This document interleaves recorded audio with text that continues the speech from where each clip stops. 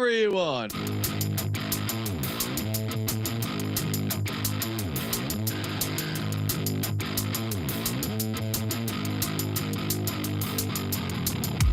What would you do if you had my life? Work like me, had them stripes. Would you go hard just to have that ice? But I do fair trying to have that price. Any yo cooking about to add that spice. Nowadays dudes never had that fight. When it push bill, better burst your pipes.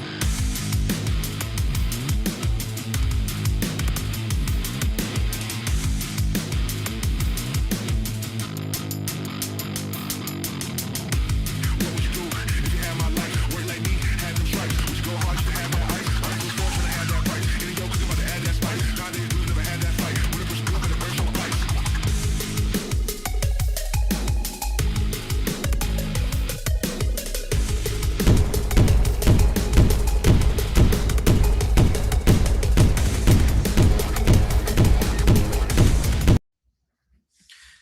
The WNBA Gambling Podcast on the Sports Gambling Podcast Network is brought to you by the SGPN app. Get all of our picks and podcasts for free with the SGPN app. Yes, sir. We are back with another edition of the WNBA Gambling Podcast on the Sports Gambling Podcast Network. No me, no voice, no guy. It's me, really raw, a villain raw, Terrell Furman Jr. here at Shore. It's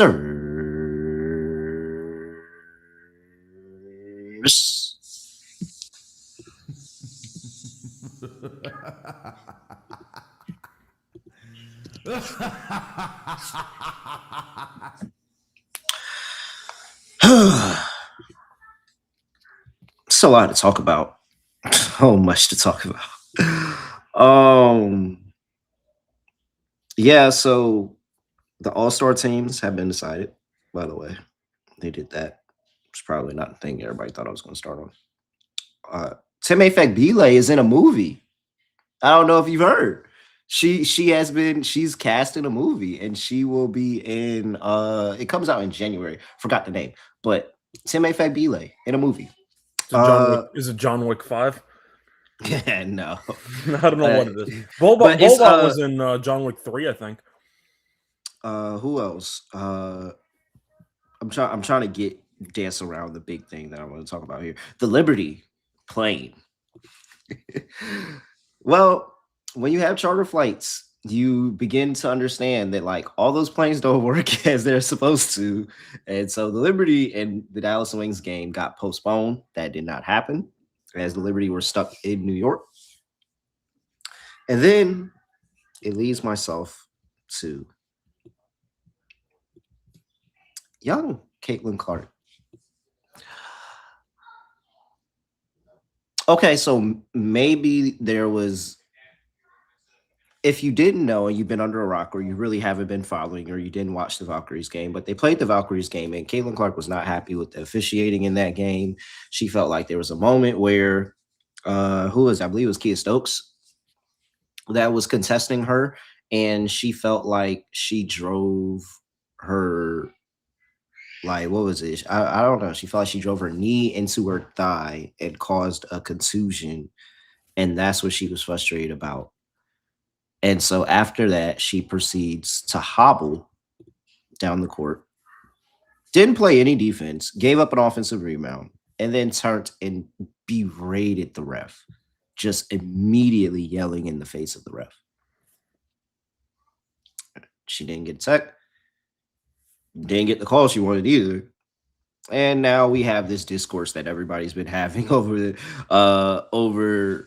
past few days of she's missing calls. People, the side-by-side of her talking about how they missed a call and everybody showing the side-by-side and it looking like she really did get touched at all. I have to say, Indiana might not be like the best thing in a bag of chips, but it's always going to be something. There's always going to be something with the Indiana Fever. And I just think that attitude sucks. And also, you can't do that. And I get you're coming back from injury, you're on a minutes restriction, you're working yourself back. Shooting 1 for 8 from 3, 1 for 5 from 3, 1 for 6 from 3. So, like, Yeah, like I'm looking at the play again, and I'm like, I mean, yes, maybe there was like, because you can understand, like when people are moving that fast, like the slightest knee bump and bit like that can hurt, but it doesn't look like a foul. I mean, and then there's the whole conversation that people are having of like, there's a million other players that could have talked to the ref how she was talking to the ref, and they would have got a tech. Could have gotten away with talking the same way to the refs. Who? Draymond Green. Yeah. Draymond, they would have been in the Raptors with a tranquilizer dart. Yep. And you would have saw the red dot on Draymond's back, and it would have just been a doop, and they would have put him down right there. I think the temper tantrum was a lot. The theatrics after it was a lot. And I feel like it plays into, like, she's playing into a narrative that she be getting beat up on, and it's like, I don't think it's any different. Also got to mention in the middle of that, she had a horrific game besides that one incident. She was awful for the entire game. Oh, yeah. But, that's what happened. It wasn't like she had 30. That's what happened when my Valkyries put you in the box. Terrible. That's what happened when my Valkyries put you in a box. But, like,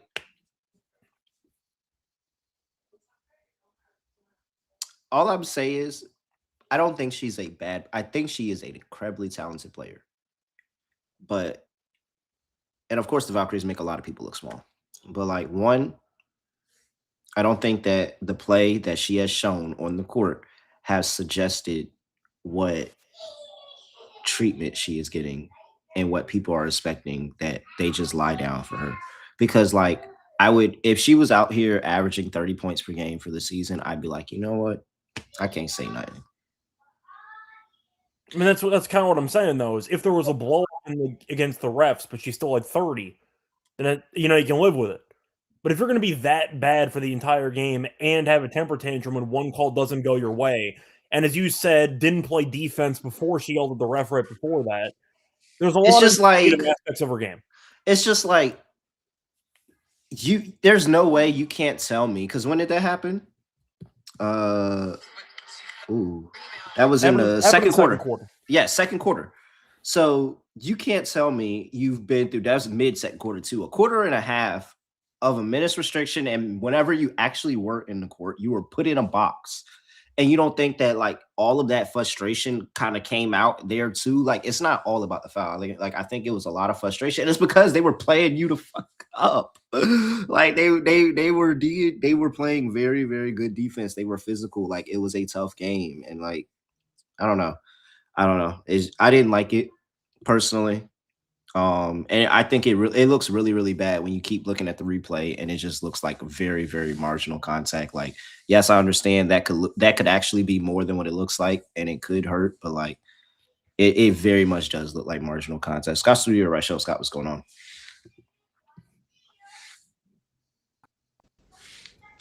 Scotty, beat me up. Surprise.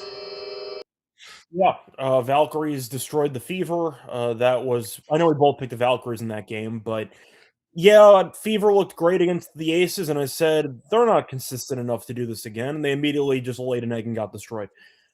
Yeah, not a great game for female Trae Young. That's all I'll say. What'd you say the stat line was for Caitlin again in that game? In that game, let me give you the entire full game stat line for her, because I just read off the 3-point numbers. But for the full game, Caitlin Clark was 13 points, 4 for 14 from the field, 1 for 8 from 3, and she tacked on 6 assists to that. Are you not going to tell me I've seen that exact same stat line from Trae Young at least like 3 times over the last couple of years?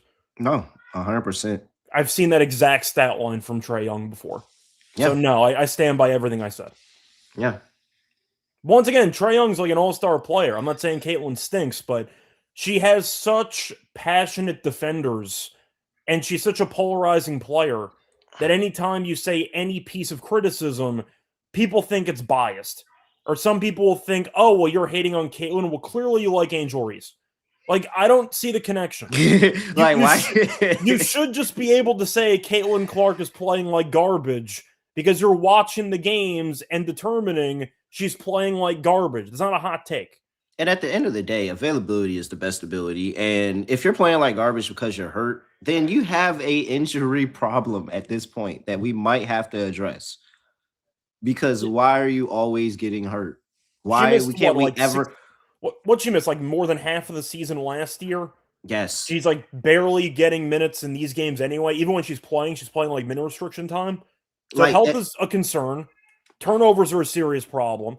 She's allegedly a generational shooter, yet in her entire career, she's a basically 32% 3-point shooter. That's where she's at. She's at 32.7%.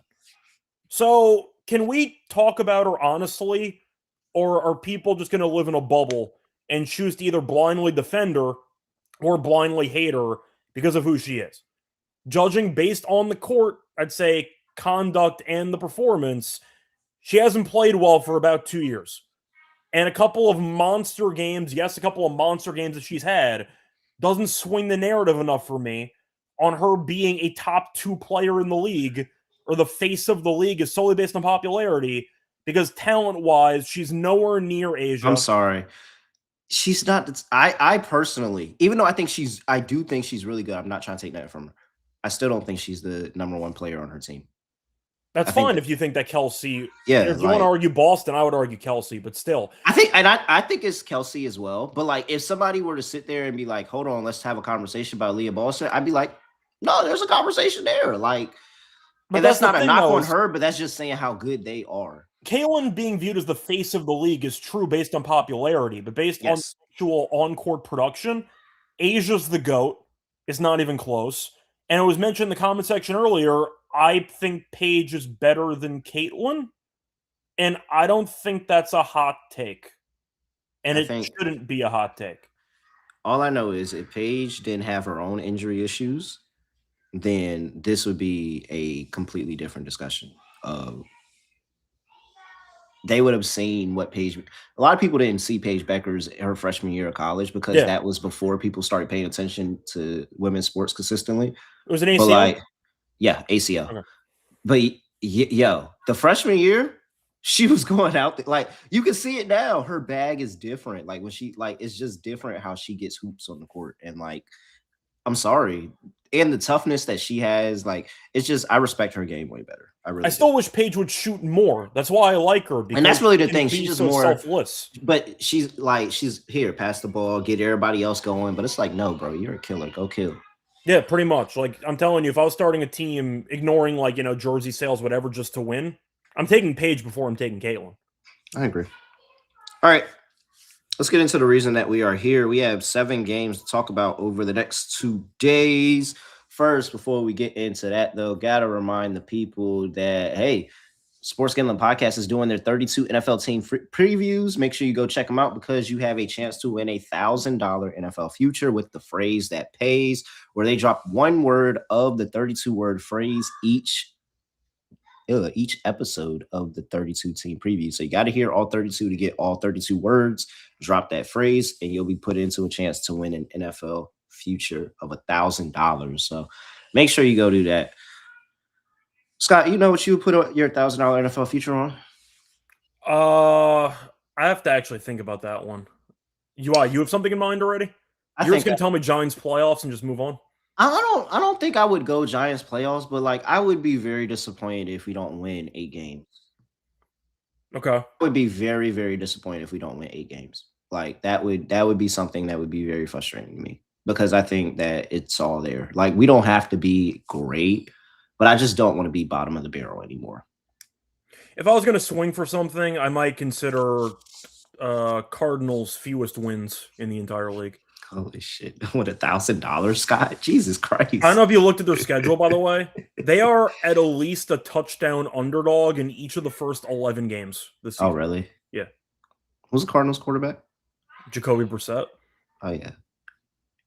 And they have Jacoby's going to cover a few of those numbers. Do you remember how many games they won last year with Jacoby as quarterback? Probably 2. He was good in fantasy because it was garbage time mainly, but I also agree with Holmes on the Raiders. But the Cardinals, look, their schedule's tough. They're in that division in the NFC West. I would go for the Cardinals to basically just be a 2-15 team. That's kind of where I'm at on the Cardinals. They're going to be terrible. Well, The Raiders will be bad too, but either way. Make sure y'all go check out the Sports Gambling Podcast was 32 team previews. By the way, also, Luis, we got to talk about comprehension skills. It's an NFL future. The Suns to win the division is Luis not going to listen. You can bet that, man, but that's your own money. They're not going to fund that. They're not funding $1,000 for no NBA. Hey, yo, I would love for somebody to win and throw them an NBA future and see what their response is. Just saying, Luis, we said NFL future. So, yeah, by the way, I see Mal saying Mendoza got drafted. The Raiders right now have Mendoza listed 3rd on the depth chart early. So get ready to learn Kirk Cousins. Or is she talking about the Cardinals? She could be talking about the Cardinals. Cardinals drafted Jeremiah Love. Oh, Cardinals didn't draft a quarterback. And Kyler left to Minnesota. Hey, they ain't draft no quarterback, like in 3rd, 4th, 5th. They ain't get no quarterback. I mean, have fun with a 3rd-string quarterback in your rookie season then. Yeah. But no, they didn't draft a top-tier quarterback. But I mean, Mendoza went to the Raiders. He's not even starting right now. Maybe you get a Tyler Shough. You never know. Maybe. Yeah, I doubt it. Kalshi. You can trade spreads, money lines, totals, and all of that over there at Kalshi. They're available in a ton of states. And hey, you can go check out the WNBA, NBA, all of that other stuff, fun stuff as well, entertainment, all of that available over there at Kalshi. New Kalshi customers get $10 when they use that promo code SGPN. That's Kalshi, KALSHI, promo code SGPN.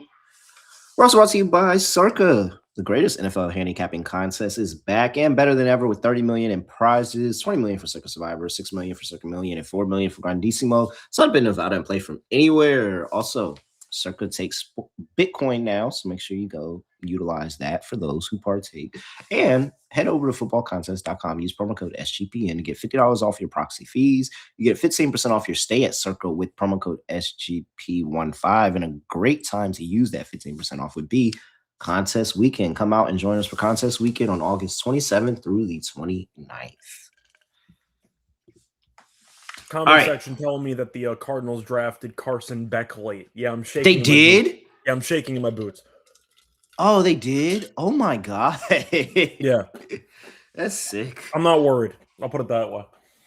All right. Friday slate, we got 4 games tipping off 7:30 p.m. on the East Coast. First game on the docket we'll talk about here is who decided to be first in my list. It is the Los Angeles Sparks going on the road to play the Chicago Sky. Sky laying 1.5.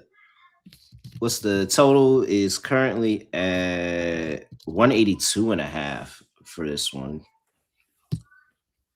Injury report, these two teams, and whoa, I'm not signed in. That's weird. All right, hold on. Let me sign in real quick.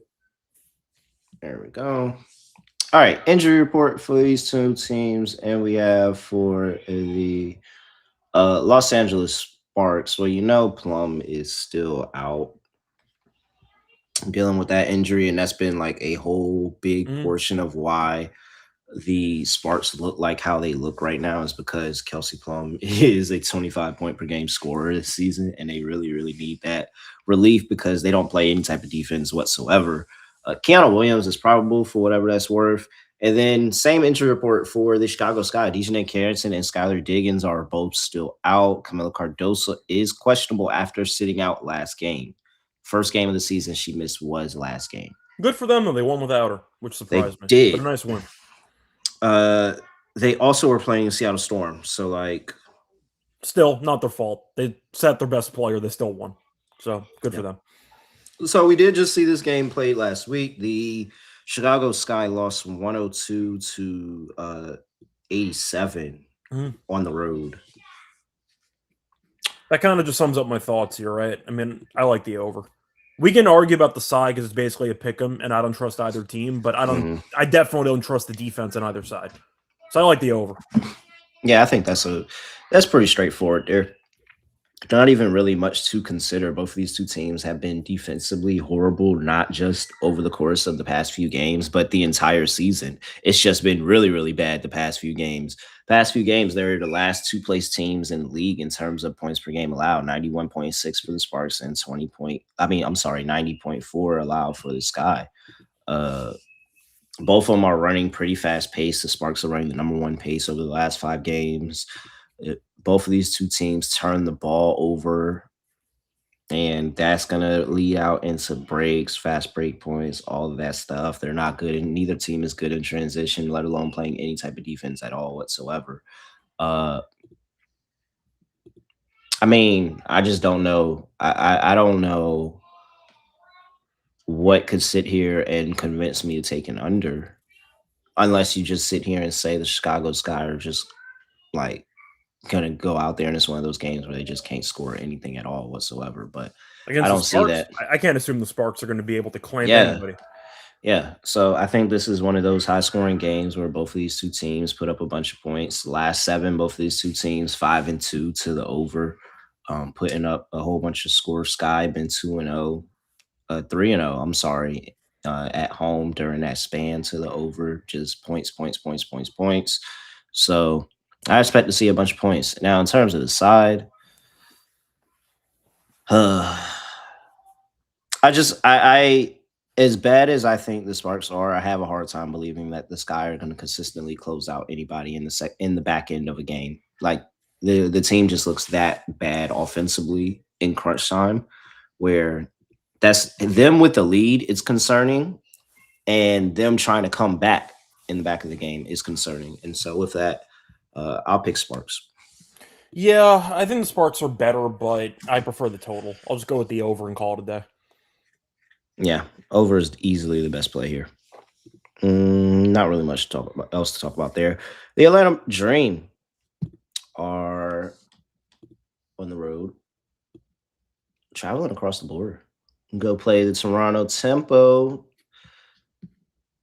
Tempo are catching how many points here? Open up at 7. It's currently at 9.5 for the Tempo. 181.5 is the total in that game. Brianna Jones is questionable for the game. Tiana Pow is questionable for the game. That's an upgraded for Bree Jones for her being questionable. We've been talking about her return is happening soon. It could very well happen tonight. Brittany Sykes, Kiki Rice, both still out. Do you trust the Dream at all? No, I don't either. I don't think the Dream are a team you want to lay points with right now. I kind of like the over again because the Tempo usually. I know that they've had a couple of ugly games here and there, but Atlanta's defense hasn't been good lately. The Tempo we know can't guard anybody. I mean, that's well documented at this point. Mm-hmm. I want to point out the last 2 meetings. First game ended up landing 179. Atlanta, though, scored 102. Second game, Atlanta scored 94. That game ended up landing 181. So both games went under, but barely. I don't mind the over. I think we see a bunch of points. Now, I think Bree Jones is the piece that Atlanta is missing. I think that they needed to have that Angel and Bree Jones tandem playing, because one, it keeps Angel playing her natural position of the 4. 2, you continue to pound the ball inside to Bree Jones, and whatever Bree Jones is not getting, Angel is cleaning up, and I just think that that's a devastating matchup on the inside. And they have just such great guard play that like the guards will be able to handle all outside work and spreading the floor and doing all that. Like you got to respect Ryan Howard, Alicia Gray, all that. Like I stand on. I think the Dream are a good team. They are just going through a very, very devastating stretch right now where you cannot bet them anymore. I have tried it. I have played it. Maybe Bree Jones comes back and this sends the team the trajectory that I thought they were going on. But as of right now, I cannot take this team anymore right now. I am so tired of losing money on the Atlanta Dream. I will not. I'm not playing myself. The defense is down. It's not horrible, but it's definitely down from what it should be, a top 5 defense. The scoring is inconsistent, and they're playing down the competition with everybody they come across with, allowing them in the game, having to come back because they start off slow in almost every single game. I want nothing to do with the Atlanta Dream laying this many points. I will wait to see it. Yeah, I'm with you. I'll go with the Tempo first half. We know the Dream been a bad first half team all season. Tempo have been really bad in second halves of games, but they can usually score some points early. I don't mind tempo first half. Yeah, if Bree Jones is playing, I'm probably, if they show me a line on her, I'm sure it's not going to be enough. Like, I think Bree Jones on this tempo team could easily walk in 10 rebounds. Mm-hmm. And then if they start feeding her, she'll get 12 and 10. Sounds like a very quick, she got that real easy. All right. What else? Anything else? We've got the Seattle Storm on the road. Wait, yeah, we're both in agreement on the over. We both on Toronto. Yeah, okay. Make sure. All right. Seattle Storm on the road, going to play the Indiana Fever. Fever are laying 8.5 at home. 177.5 is total. Let's see here. Let's front leg of a back-to-back. They do play the Liberty tomorrow. So that I'll get to that in the injury report for Indiana right now. Aaliyah Boston is questionable. Caitlin Clark is probable. What happened last time when they just played this back-to-back? What was it, last week, Scott? Aaliyah Boston was questionable and then later ruled out as she sat the first half of the back-to-back. Clark played the first game, and then the second game, Aaliyah Boston played, Clark sat. So it seems like that's probably how this is going to go here. So I'm handicapping this game, Scott, as if Aaliyah Boston is not playing. If she ends up playing, then, it is. But I think that they're going to go with the same route that they did last week, where Boston is playing the first game. No, Clark is playing the first game and Boston playing the second game. For the Seattle Storm, Ezzy is still out on that injury report. For narratives, this has the chance to be a generational weekend for the memes. It really does. As you said if Boston's playing or not. I don't care. I don't know if Caitlin's playing. Yes, Caitlin is playing.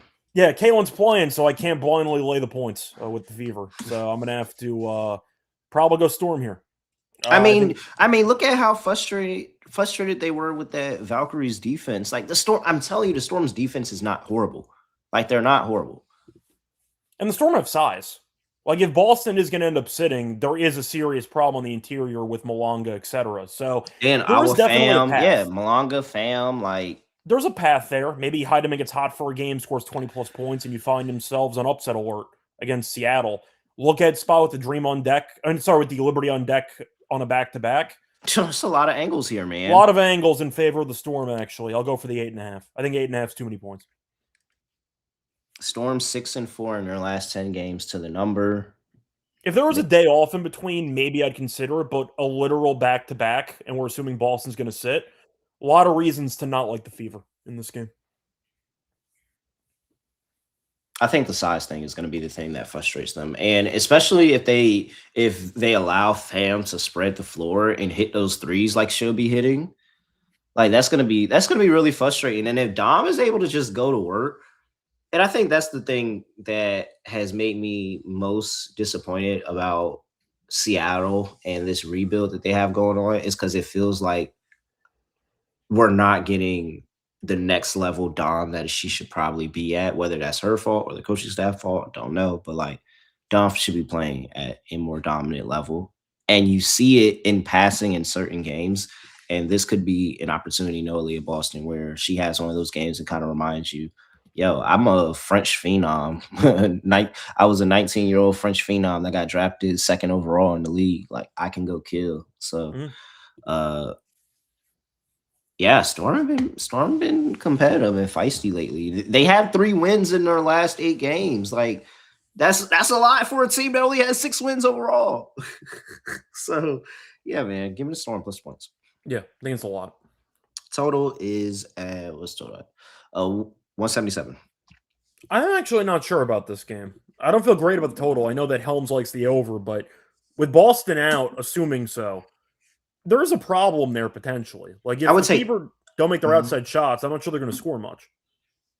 Like, you want Storm team total over? That's what I was literally thinking. That number is, but like the Storm offense is just concerning. But like, at least Indiana defense is something that I don't feel like I'm not afraid of Indiana's defense. I mean, what is that, like, especially Aaliyah Boston? What is that, like 84.5, 83.5? I can't even pull it up. It's crazy. Wow. Hold on. Gotta go to another site. Well, I'm doing the math in my head. If they're laying 8.5 and it's 177.5, then you're looking at probably around 84.5, 83.5. Tick, tick, tick, tick, tick. Come on, people. We're That'll live get you to like here. 92.84. So 93.85, probably like 84.5, 85. All right. Team total, I have 83.5. Yeah, okay. But it is it's a juice. It's at minus 120. It's probably going to move to 84.5 soon when people start playing that over. But yeah, I wouldn't be surprised if they get to going. And Heideman's been playing good. Like, Heideman's been playing good. Boston's not going to be there. So if the rim protection is not there, Flage can have a game. Like, I don't think Flage is somebody that's going to like shoot over everybody. But if you continue to give her free lanes to the rim, she'll take them. Like, I think they could get the points. I would do a Seattle team total over. Yeah, I agree. All right. Let's see. Anything else in this one, Scott? No, I'm going to wait for Boston confirmation, but it would be Stormer Pass. All right. Before we get to the Saturday slate, let's talk about Underdog Fantasy spreads, money lines, totals, parlays. All available on Underdog Fantasy right now. You can still get in on World Cup action. They have MLB, WNBA, everything, a whole bunch of stuff available over there at Underdog Fantasy. Make sure you go check them out. Pick higher or lower your favorite players' fantasy stats. And hey, they got an awesome offer for new customers. Play just $5. Get $50 in bonus funds when you sign up with promo code NBA SGPN. We're also brought to you by Rhythm, official data tool for dominating MLB, WNBA, golf, and the World Cup. You can use Rhythm models to help you cash in or build your own models and dominate the books. Get a 7-day free trial and use that promo code SGPN25 when you download the Rhythm app and get 25% off your first month. Download Rhythm, use that promo code SGPN25. All right. Saturday slate. Well, you skipped the game. Oh, wait, did I? Yeah, we have the song. Oh, yeah, I did. I'm sorry. We're still on the Friday slate, 10 p.m. nightcap. We have the Phoenix Mercury at home welcoming the Connecticut Sun. Mercury laying 4.5. 164 is the total. Injury report. And we have for the Connecticut Sun, it looks like Anissa Morrow is doubtful and Sanaya Rivers is probable. For Phoenix, we've got a questionable tag on Sammy Whitcomb. We have a doubtful tag on Natasha Mack. We know Westbrook out for the season yet. Okay.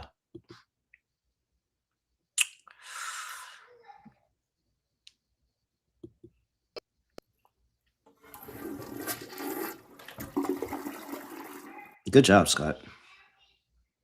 And what else was I supposed to do? It is a toilet bowl game.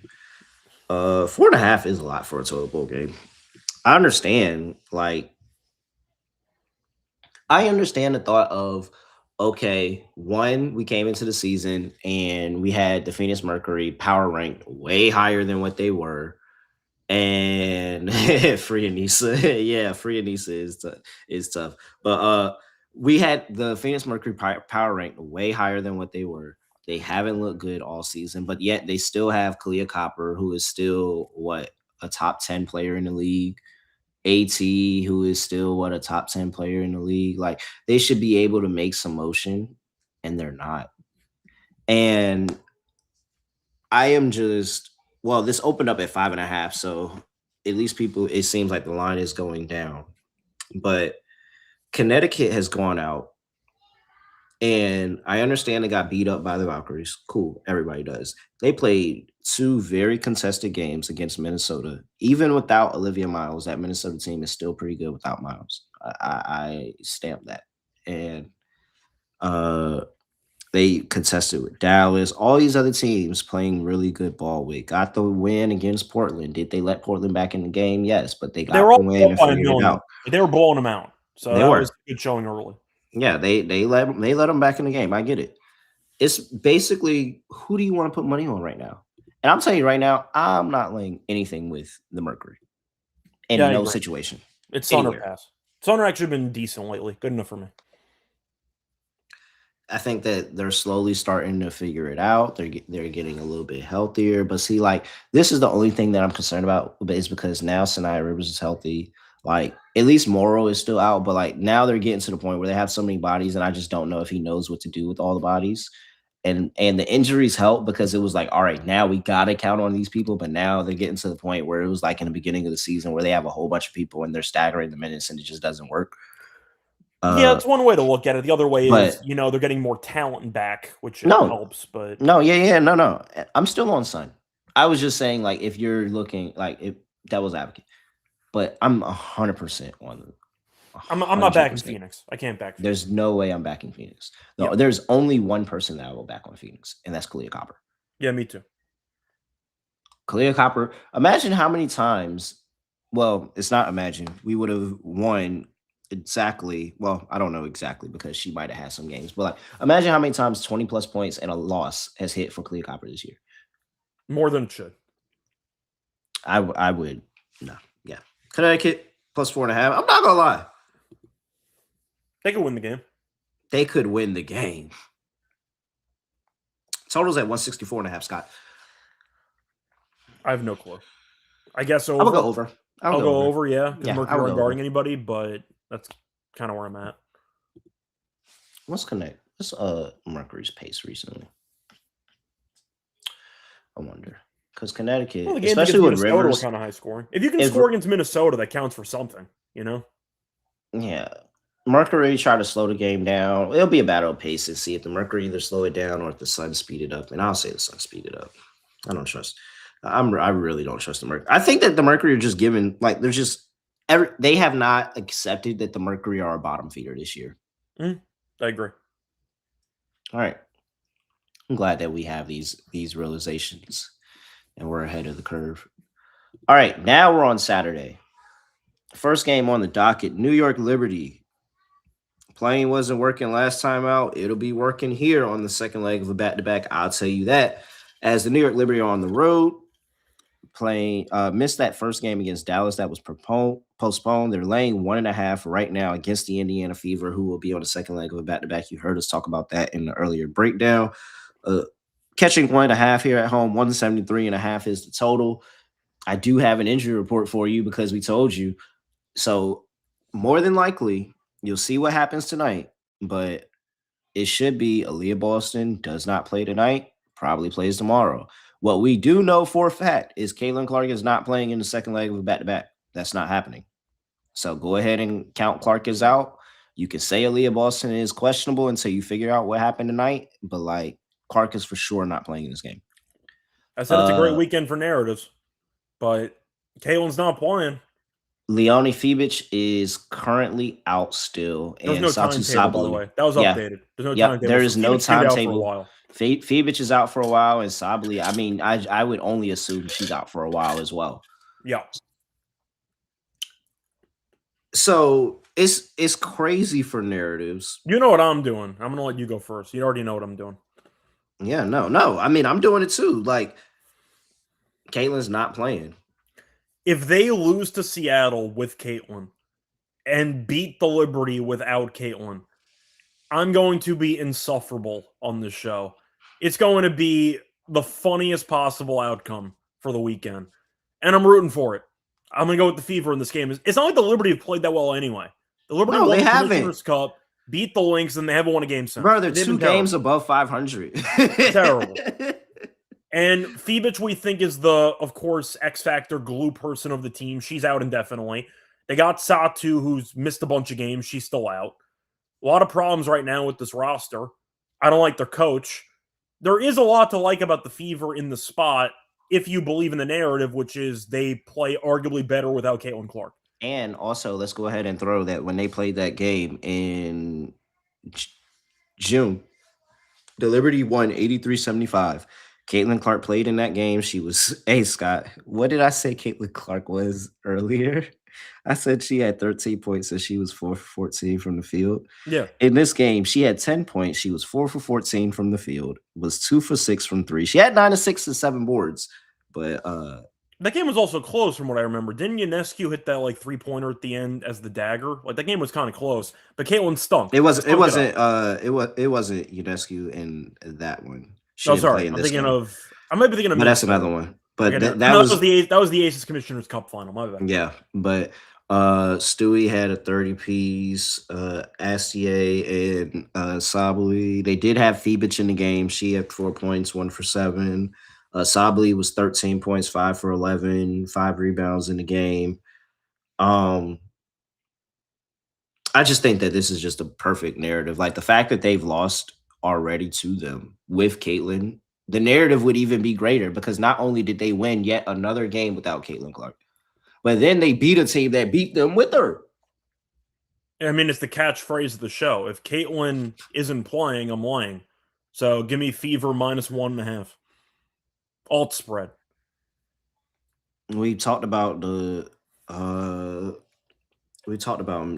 of times the Liberty's ability to kind of allow teams to just really, really demolish them on the glass, and how annoying it can be at times. If that's something that happens here, that could really this is the game that I think Michaela Simpson coming off the bench. She's gonna have some very pivotal minutes. It's gonna be but I just don't think the Liberty matchup when she comes off the bench.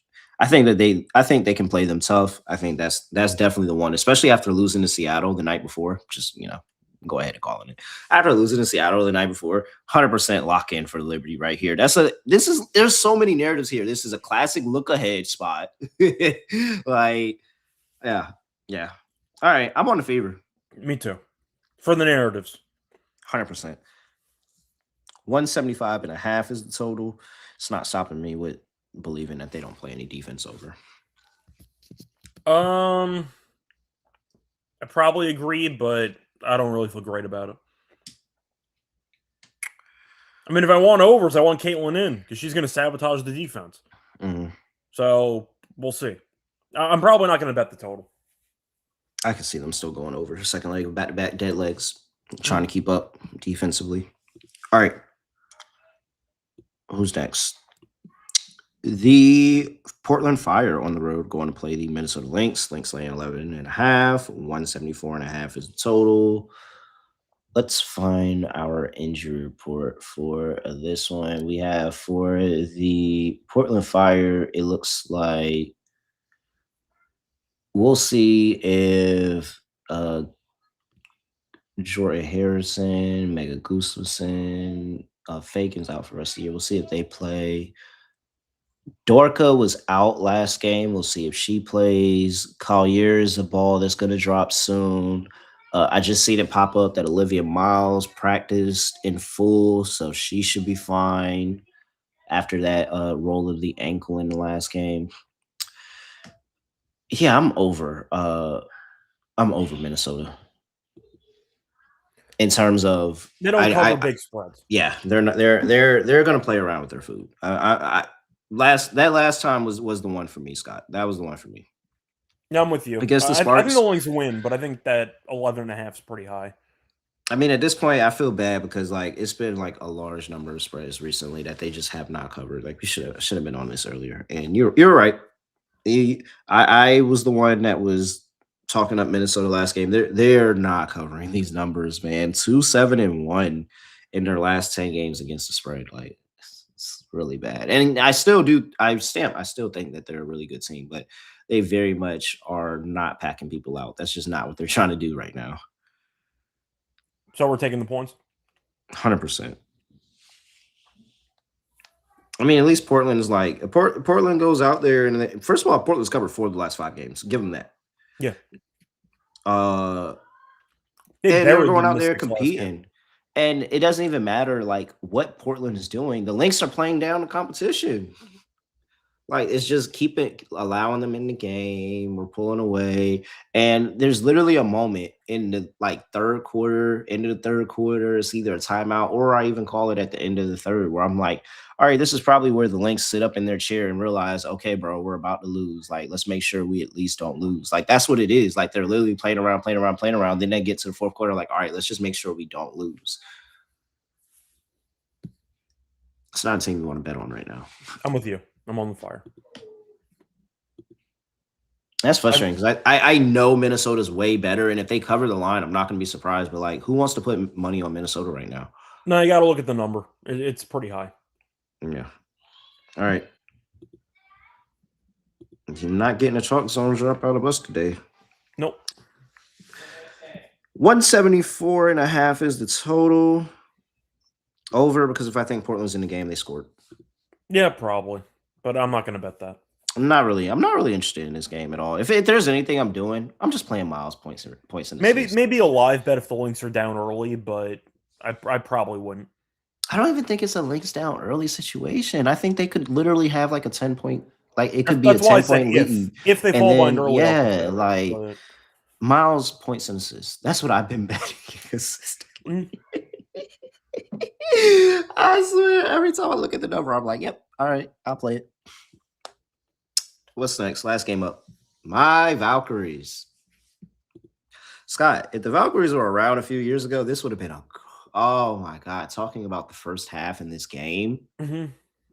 Like if the Mystics still had Eric Tebow as head coach, talking about the first half, this would have been a legendary first half. The first 20 minutes of this game would have been legendary basketball. And then the Mystics probably would have blew the game in the second half. Standard.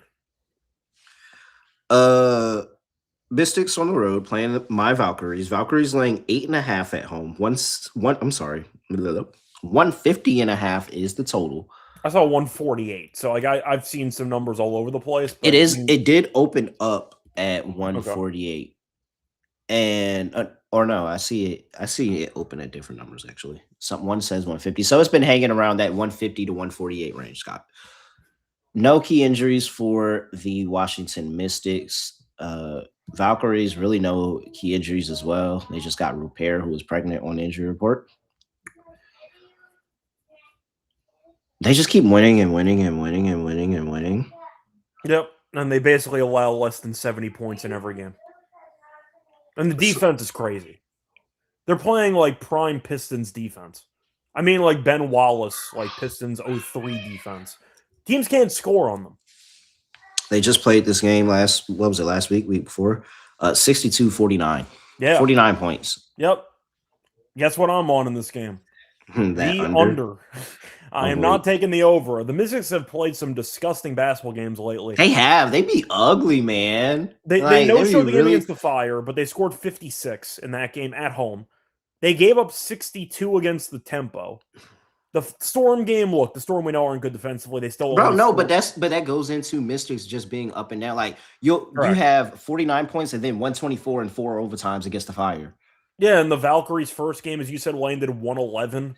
Even the Dream game, the Dream don't guard really anybody. That game landed 157.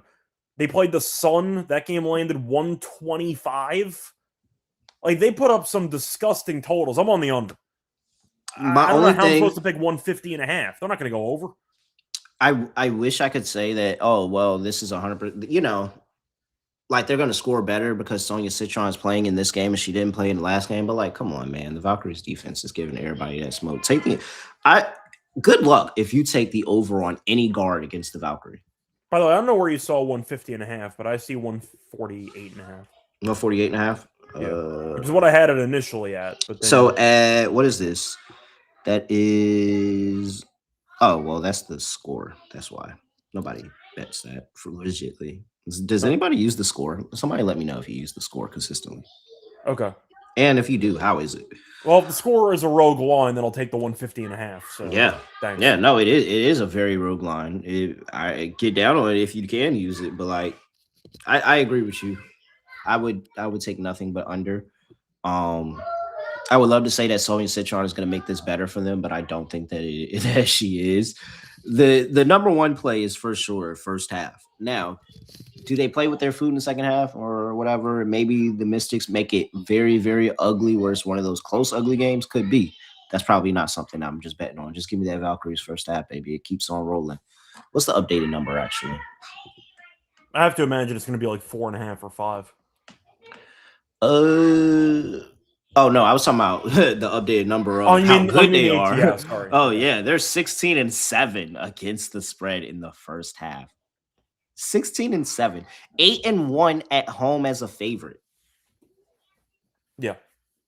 Yeah, so yep, go ahead and lay those 4.5 points in the first half for me, Scott.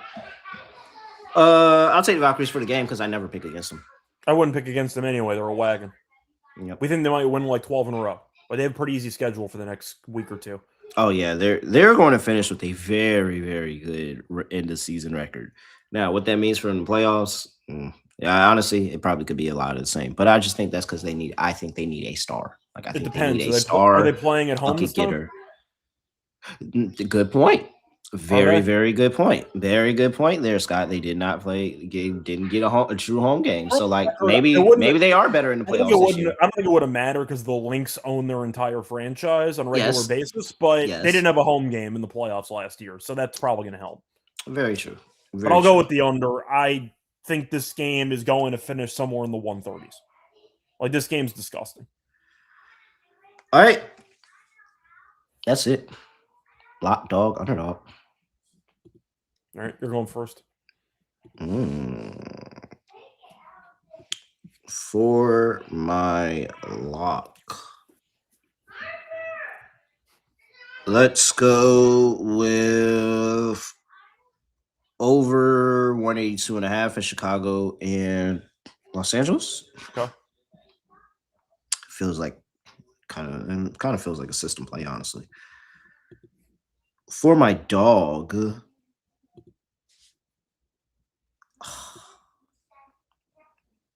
Seattle. I want to take you so bad. Man, you know what? It was a time. What was it? I feel like it was the Mercury too. And I think the Mercury were on the road. And I had a feeling about the Mercury playing the Fever. And they sure enough won outright. So, yeah. Give me Seattle. That's a dog. On the money line. Plus 350. Okay. For my lock, give me the under 148.5 in the Valkyries and Mystics game. I'm going for it. I don't care. They've played some ugly basketball the Mystics have lately. We know the Valkyries defense is crazy. I think the pace will be non-existent. I like the under in the game. I get it's a low total, but I think it's low for a reason. Give me the under as my lock for the show. For the dog, I'm going to go with the... It's either Mystics. It's either going to be the Lynx 1-10, or I'm going with the tempo first half money line. I'll go tempo first half money line plus 215. Atlanta just has not been good lately. Toronto at home, I think, can have a good effort early. They have really been bad in the second half of these games, but recently in the first half, Toronto's really not that bad. Toronto's actually won 3 straight first halves at home, including beating the Liberty by 8. They beat the Mystics by 6, the Liberty by 8, and the Wings by 4. So they've actually beaten some good teams in the first half. I like the price. Give me tempo first half money line plus 215. Nice. Damn, I'm jealous. I should have played that. All right. Yeah, I'm jealous. All right, underdog. Where do you want to start? Let's see. Well, we have a bunch of options in Los Angeles and Chicago, probably. We probably need something there. That we both like the over on that game. And I would think that we have a lot of options in Atlanta and Toronto as well. Okay.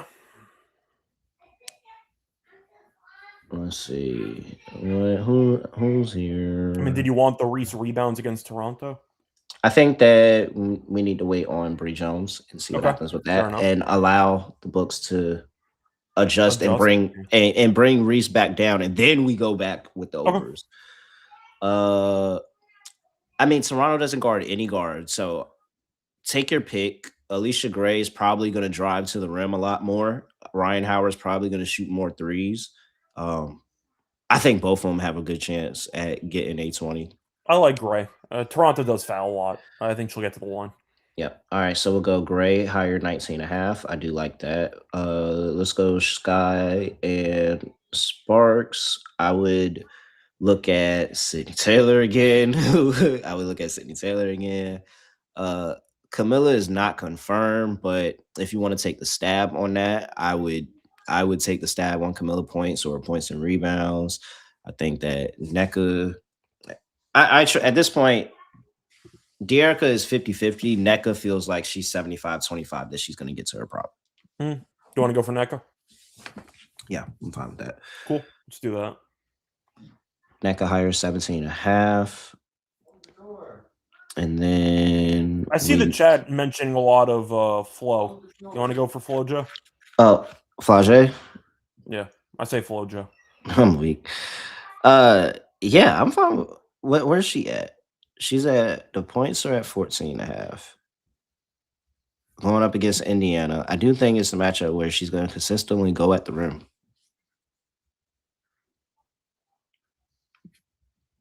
I like Fam in that matchup too, though. You want to go Fam or Malonga? You want to pick? Yeah, I do like Fam, and I feel like Fam just had a big game, and in my head I was thinking, man, I should have a bet on our Fam, and she went, and I think she started like 3 for 3 from the three, and I was like, fuck, I should have played her. We can do Fam. I'm fine with that. I kind of do want to play her, bro. I do. Yeah, it was Chicago. It was the last game against Chicago. She had 14.7 rebounds, and it was 2 for 6 from 3. I feel like they might have called one of those back because I thought I saw 3 for 3 at one point. No. She's at what is her line at? 12.5. And potentially Noah Leah Boston. She's had 7 and 9 rebounds in the last 2 as well. What's points and rebounds? So we can do 12.5 points. I do kind of want to take all of them. I've talked myself into it. Or 18.5 on the points and rebounds. I don't mind the PR. Because Malonga really don't be like... She doesn't dominate the boards as much as she should. Yeah. Okay. We win it. We got this guy. Okay, so this is it. I'm excited. I want to play Olive Fan. All right, we got Olive Fan higher, 18.5 points and rebounds. Neka Agumake higher, 17.5 points. And Alicia Gray higher, 19.5 points. Add that on the Underdog, shake it up, and you're going to get 6.5x. $100 gets you $650 over there. Underdog fans, so make sure you use that promo code NBA SGPN. Scott, anything else for the people before you get up out of here? Not really. 7 games. Should be a fun weekend, and let's make some money. All right. He's at Reichel Radio, Matt really real __. Make sure you give us a follow at SGPN NBA, youtube.com/NBA Gambling Podcast, and give us a 5-star rating and review wherever you get the WNBA Gambling Podcast. With that, that is it. I have nothing else to say, nothing else to do. No other way of hitting the podcast, just going to like this. We are